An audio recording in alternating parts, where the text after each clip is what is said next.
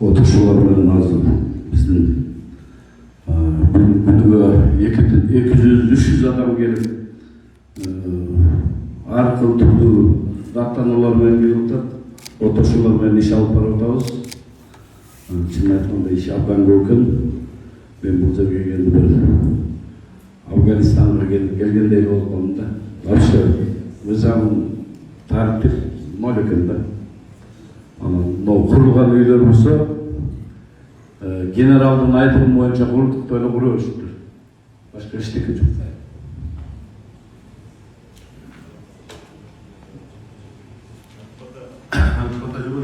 Кызматка келгениңиз канча болду?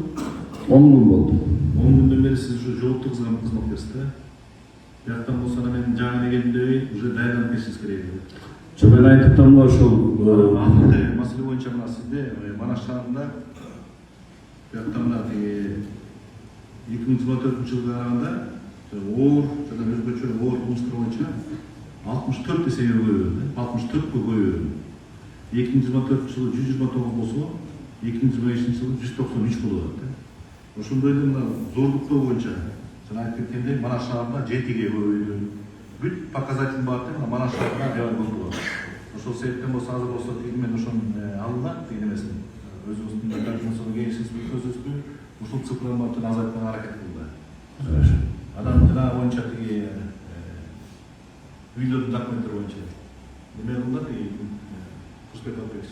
Ошонусун баарын карап чыккан, мыйзам бузууларын кандай кылса ошонусун баарын карап, ошол мыйзам ретинде право полиге дегенде болот.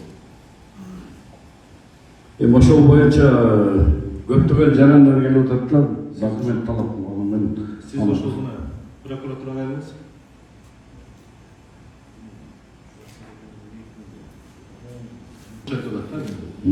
Сузактын акими кечээ келди. Кечээ представление болду. Бүгүн докладын окуп берип атат. Ошол себептен мына акыркы жолу болсун. Кандай болсо да доклад менен келип жүрүңүз. Бияқта ар бир ушундай жана сөзү жогору айтып кеткендей эрежелер бар, ошо эрежени сактагандар баардыгын сактап жүрдүк.